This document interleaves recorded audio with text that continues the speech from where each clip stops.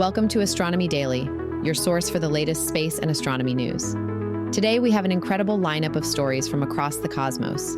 We'll be exploring everything from the mysterious sounds of Earth's magnetic field reversals to groundbreaking discoveries about black hole jets, and much more.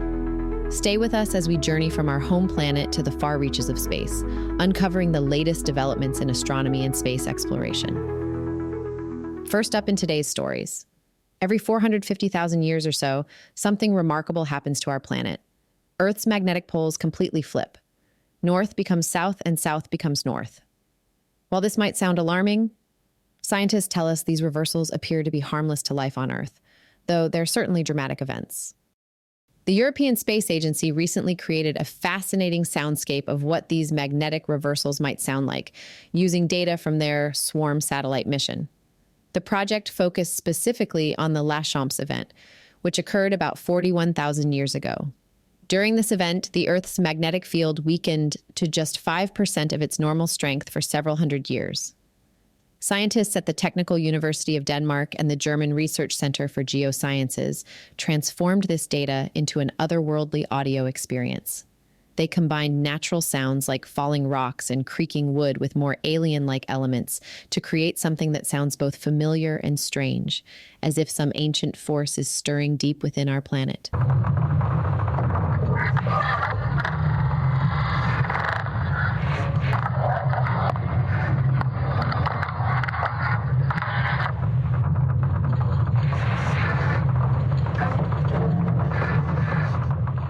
The result was so compelling that it was featured as a public art installation in Copenhagen, where 32 speakers each played sounds representing magnetic field changes from different locations around the world.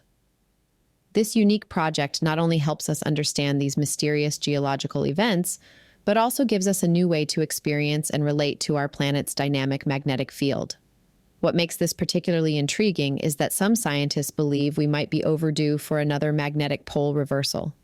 The last complete flip happened 780,000 years ago, well beyond the average interval of 450,000 years between reversals.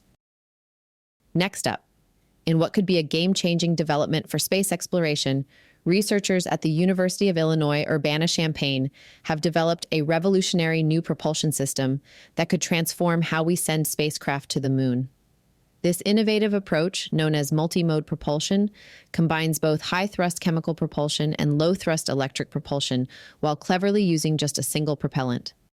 What makes this system particularly exciting is its remarkable flexibility. The spacecraft can switch between high-thrust chemical mode for rapid acceleration and low-thrust electrospray mode for precise orbital maneuvers.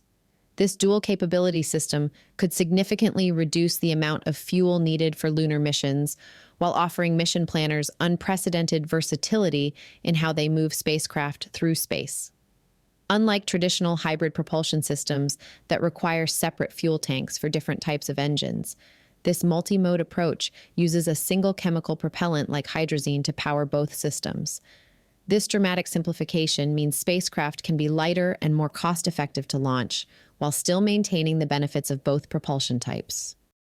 The research team has already demonstrated the feasibility of this technology for NASA-relevant lunar missions, particularly with small CubeSats. Their computer simulations show that multi-mode propulsion could enable these compact spacecraft to perform complex maneuvers that would be impossible with conventional propulsion systems. Perhaps most importantly, this technology isn't just theoretical. It's being developed for practical applications. The researchers have created algorithms that can automatically select the optimal propulsion mode for any given situation, potentially revolutionizing how we plan and execute missions between Earth and the Moon, and eventually to Mars and beyond. Moving on to our next story. Fascinating new research from the University of Michigan has revealed surprising details about the powerful jets emitted by supermassive black holes. By analyzing over 2 decades of data from NASA's Chandra X-ray Observatory, scientists have discovered that these cosmic jets behave quite differently when viewed in X-rays compared to radio waves. The team focused their attention on the galaxy Centaurus A, which hosts the closest known black hole jet to Earth, about 12 million light-years away. They tracked bright features called knots within the jet, measuring their movements over time with remarkable precision. One of the most striking findings was the detection of a knot, moving at an astonishing 94% the speed of light, significantly faster than similar features observed in radio wavelengths, which only reached about 80% light speed. Even more intriguingly, this fastest-moving knot was found in an unexpected location, neither closest to nor farthest from the black hole. The study challenges our previous understanding of how these jets behave. Earlier radio observations suggested that the fastest-moving structures would be found closest to the black hole, but the X-ray data tells a different story. This discrepancy between X-ray and radio observations hints at complex underlying physics we're only beginning to understand. These findings open new avenues for studying black hole jets, suggesting that X-ray observations might reveal unique aspects of these cosmic phenomena that remain invisible at other wavelengths.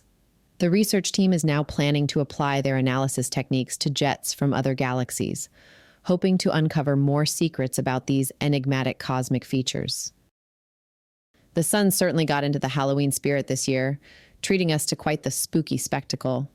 On October 31st, a powerful X20 solar flare erupted from a sunspot designated as AR 3878, lighting up our star's surface at 5:20 p.m. Eastern Time. This wasn't just any ordinary flare. X-class flares represent the most powerful category in our classification system, with each one being 10 times more powerful than the M-class flares below them. The 2.0 rating indicates this was a particularly strong event, even within its class. The blast packed enough punch to cause significant radio blackouts across parts of the Pacific Ocean.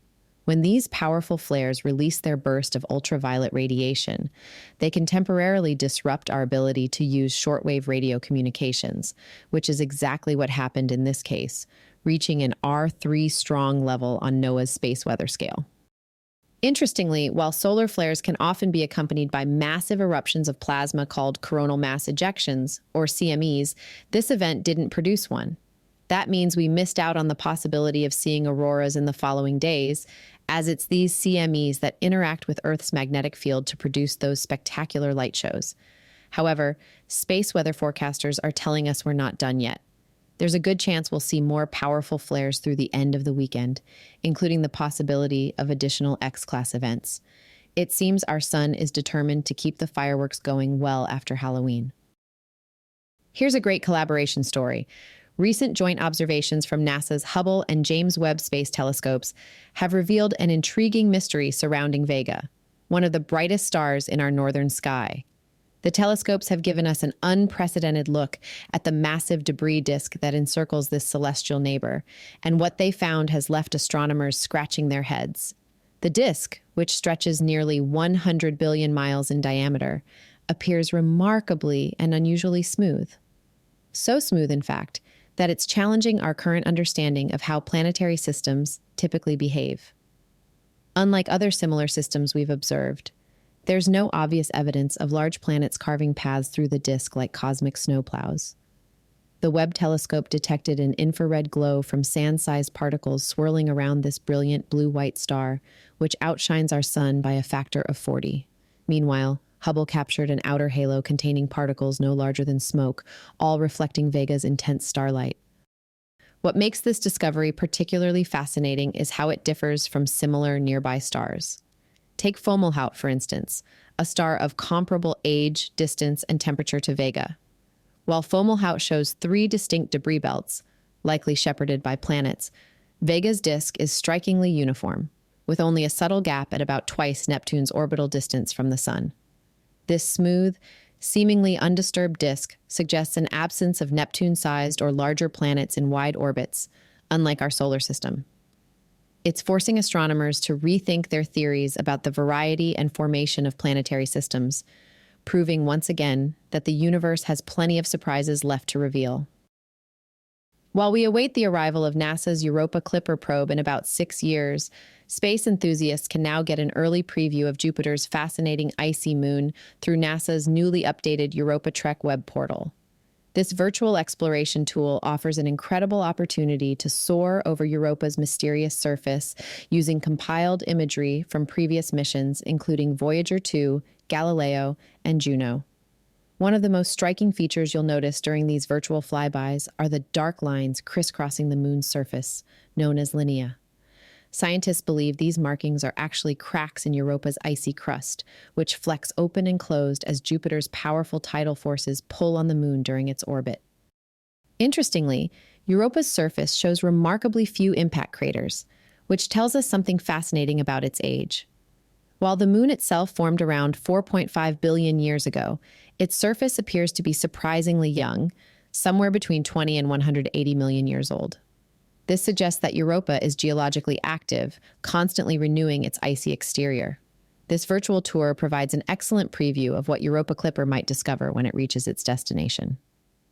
The portal is freely accessible to anyone interested in exploring this intriguing world, offering both guided tours of Europa's major landmarks and the freedom to investigate the moon's surface independently. It's just one of many similar tools NASA offers for exploring various bodies throughout our solar system. Fascinating stuff. And if you'd like to check it out, I've included a link in the show notes. That wraps up our coverage for today on Astronomy Daily.